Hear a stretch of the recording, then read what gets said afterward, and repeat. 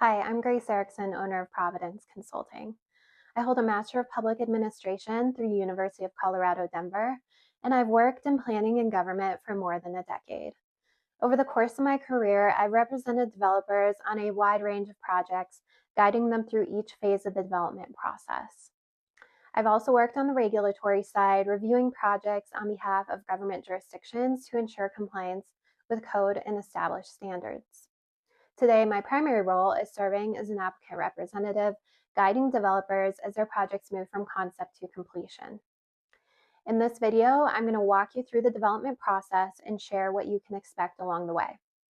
I'll also offer practical tips and insights that can help the process run more smoothly and efficiently, increasing your likelihood of a successful project. This presentation is designed to provide a high-level overview. The reality is that the development process is extremely involved, often requiring coordination across multiple agencies, reviews, permits, approvals. Depending on the size and complexity of the project, this can involve hundreds of tasks along the way. While we won't cover every single detail, this video will give you a clearer picture of the overall process and highlight the common touch points you're most likely to encounter.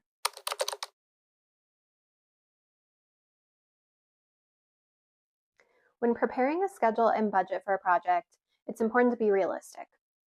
Understand that everything takes longer than you expect, both on the public side, but also within your own team's delivery. From my experience, things seem to be getting slower, not faster, and it's not uncommon for these processes to extend beyond a year per phase, although timing can vary depending on many factors.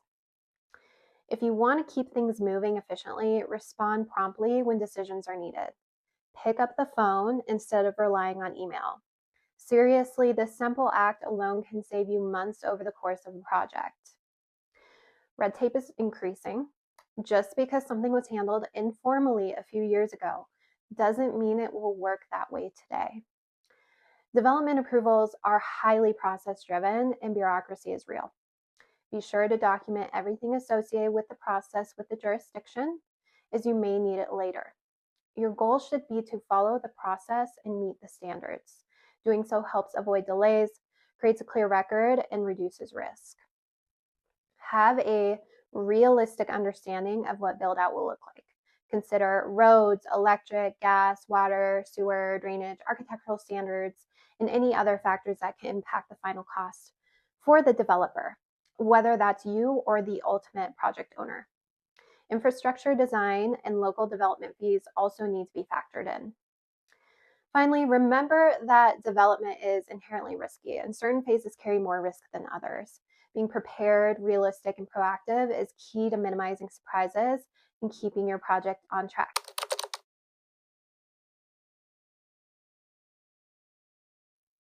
Before purchasing land or property you want to develop, your first checkpoint should be with the local governing jurisdiction. Reach out to staff and ask about development considerations. Does the property have development potential? Would your property likely be approved? Be sure to also ask about the goals of the elected officials and the broader community. Understanding the political context, how the project fits within local priorities, and how it might be received can help you make more informed decisions moving forward. Even after consulting with the jurisdiction, it's essential to do your own homework. Review the title work, the covenants, water rights, mineral rights, environmental considerations, and any other factors specific to the property that could impact development. At this stage, it's also important to review the local jurisdiction's planning documents, at least at a higher level. This helps you identify potential challenges early and understand what approvals and standards will apply. By doing this upfront work, you'll reduce surprises, later have a clearer picture of the project's feasibility, and be better prepared to make strategic decisions before committing to the purchase.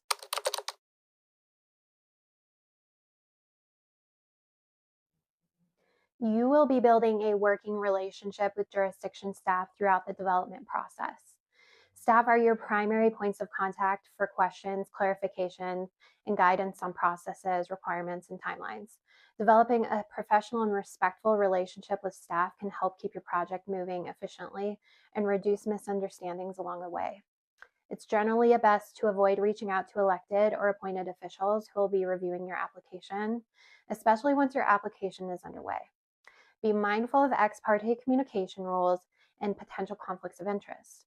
Violating these rules can create legal risk for you, the public official, and the project. When in doubt about what constitutes acceptable communication or conflict of interest, consult with an attorney.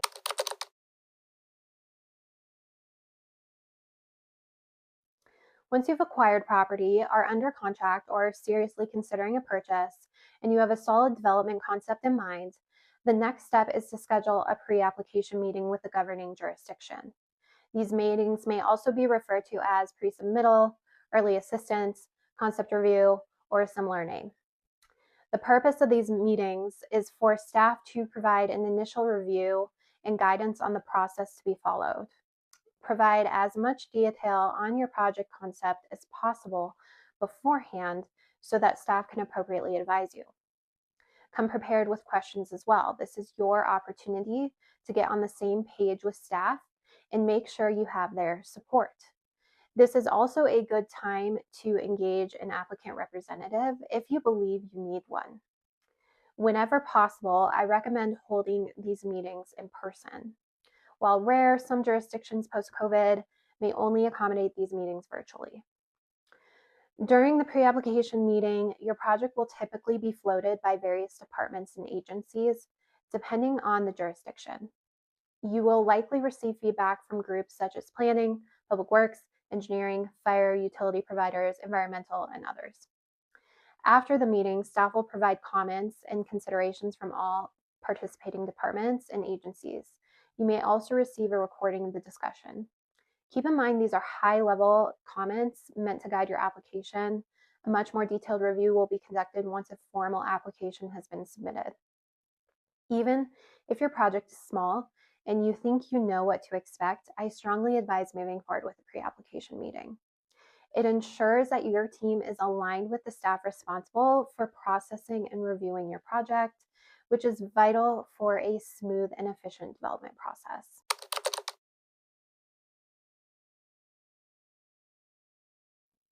Be aware that any written or verbal communication regarding your project, whether with staff or anyone else in the agency, will generally become public record. While this is typically not an issue, it's important to be mindful of what you provide, especially in writing, as it could be accessible to the public later.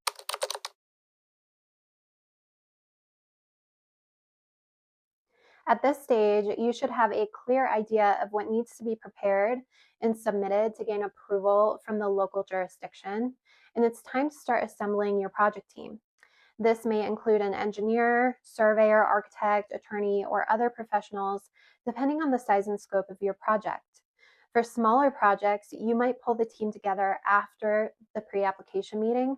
For larger or more complex projects, it's often necessary to have the team in place beforehand.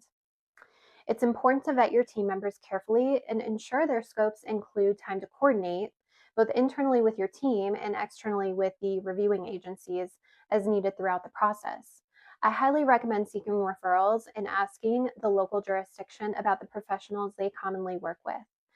While they may not be able to give a direct recommendation, they can often share which projects went smoothly due to a well-coordinated development team.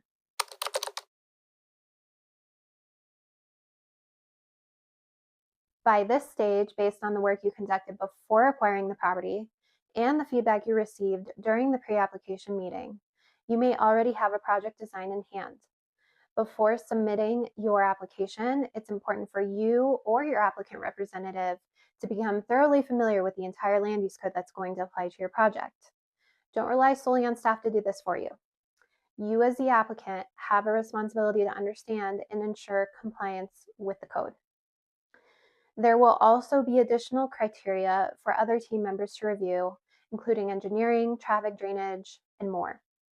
Conduct a thorough internal review to ensure everyone on your team is aligned with the proposal and all standards and code requirements are being met.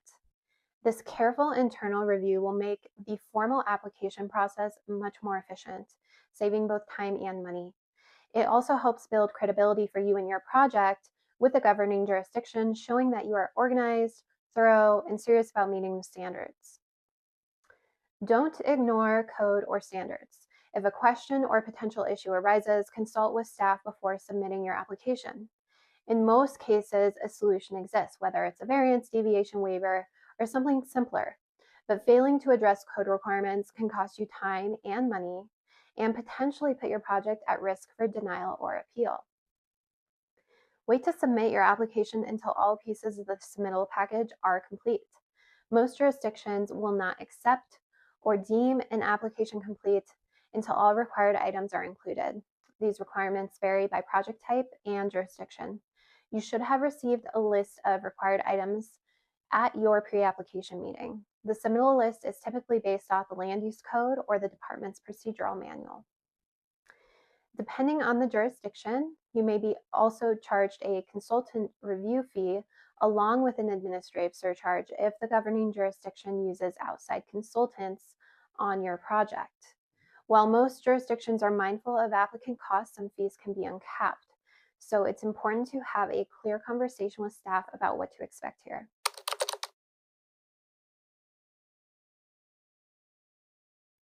Variances, deviations, and waivers don't all mean the same thing, and some jurisdictions may use different terminology. In general, these are modifications from the written standards or criteria. The process for requesting them varies depending on the jurisdiction. Some may be handled administratively, while others may require a public hearing or something in between. Some are associated with more risk to the project, while some are generally safe to pursue. Before formally requesting a variance, deviation, waiver, or similar, make sure you clearly understand exactly what standard or criterion you are requesting to modify and what the process entails. Addressing any of these requests early in the process is always better.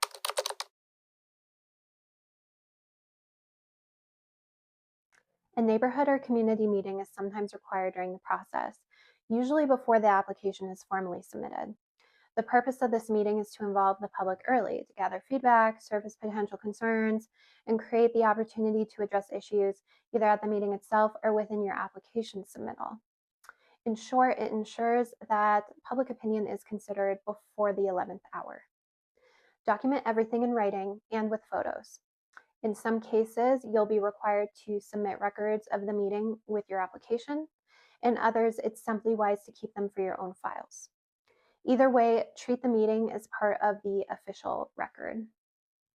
It's also important to remain neutral and objective. Don't take comments personally. Your role is to listen, not to debate. I strongly recommend having at least one member of your project team attend with you. Even for small projects, a second set of ears and eyes is valuable for capturing feedback and supporting you in the discussion. Format matters. I often recommend hosting these in an open house format rather than a public forum. This allows for one-on-one or small group conversations between members of the public and your project team, which tends to reduce the tension and foster more constructive feedback. If you choose this approach, be sure you have enough project representatives present to engage attendees.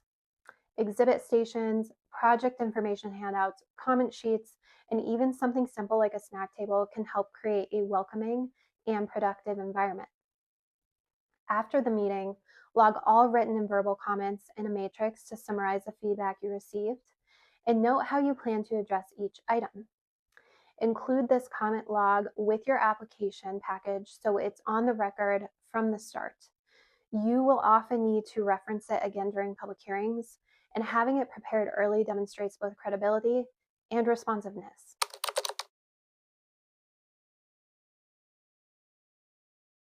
Once submitted, your application will be reviewed by departments within the governing jurisdiction, as well as other relevant state, local, and federal agencies. Expect at least 2 rounds of review cycles. Depending on your project, the review process itself could take a matter of months, but there are ways to expedite this. First, if you follow the directions earlier in this video, you shouldn't have too many surprises or major comments to address. Second, know the dates that the review comments are expected back from the jurisdiction and have your team on standby to revise materials. Third, avoid paper pushing. Don't be afraid to pick up the phone and encourage your team to do the same. If there's a tricky comment, have your team appropriately coordinate and talk through the comment with the agency before revising materials and resubmitting. Lastly, prepare a comment matrix to submit with your resubmittal package, outlining every single comment and how you addressed it. This ensures comments don't go ignored or unaddressed. Ignoring and not acknowledging review comments will simply prolong the review process and could potentially result in a denial of your project.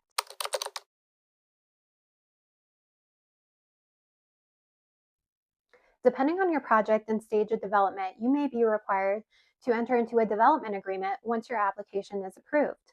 Negotiations typically begin at this point after submittal. These discussions may even involve executive sessions with the governing jurisdiction. If an agreement is required, remember, you have some negotiating power. Don't hesitate to ask for the terms that you need to make your project successful. Whether or not you need an attorney involved in these negotiations is solely dependent on the size and scope of the project and your comfort level with dealing with the governing jurisdiction on the agreement.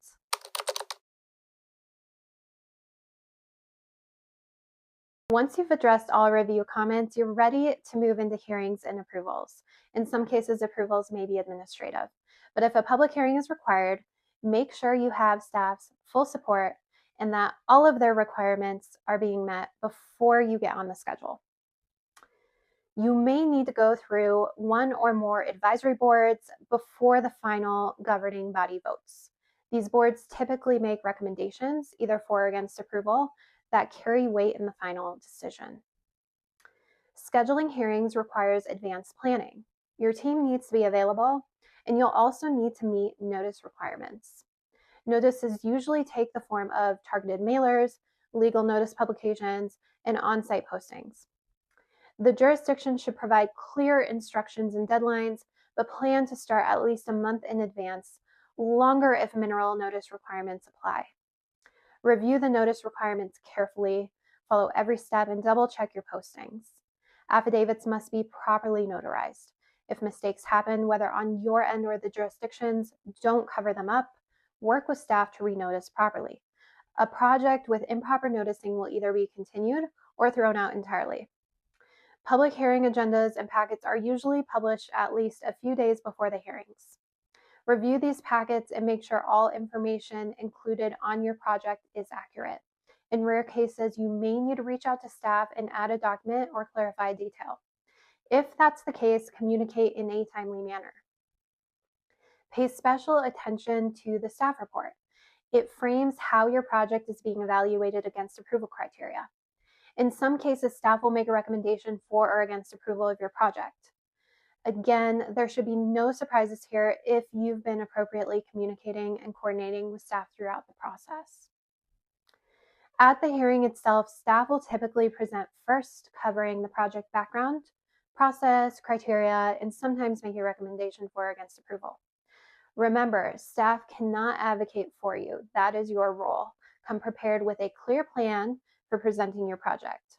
Decide in advance who from your team should speak or be on hand to answer questions. For projects that are high stakes or controversial, it's smart to have multiple team members and even legal counsel present as backup. Hearings can be unpredictable. If it's a formal public hearing, there will be a public comment period. Afterward, you'll have the chance to respond. Keep your rebuttal professional and respectful. Address the board or commission directly, not the individual members of the public. Stick to the facts, but don't shy away from correcting misinformation. Know the vote needed for approval. Usually it's a simple majority, but sometimes it's a supermajority or even a unanimous vote is required to move your project forward. If you've never been through a public hearing before, watch online recordings or attend one in person beforehand. It's one of the best ways to get comfortable with the format and flow.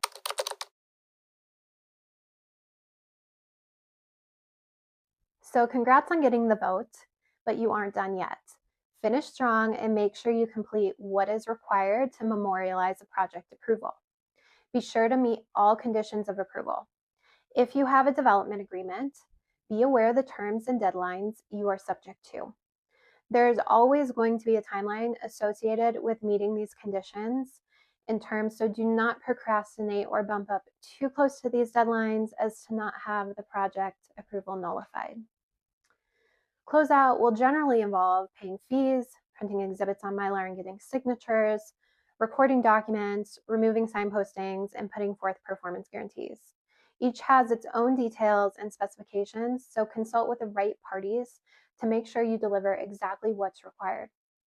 Staff will often reach out with next steps after approval, but feel free to inquire. It's your responsibility to know the terms you agree to in your development agreement. So do not wait around for staff to let you know you are coming up against a deadline, as they are often not tracking these and may not notify you until the deadline has already passed. Finally, be sure to get a copy of all recorded approval documents and keep those for your records.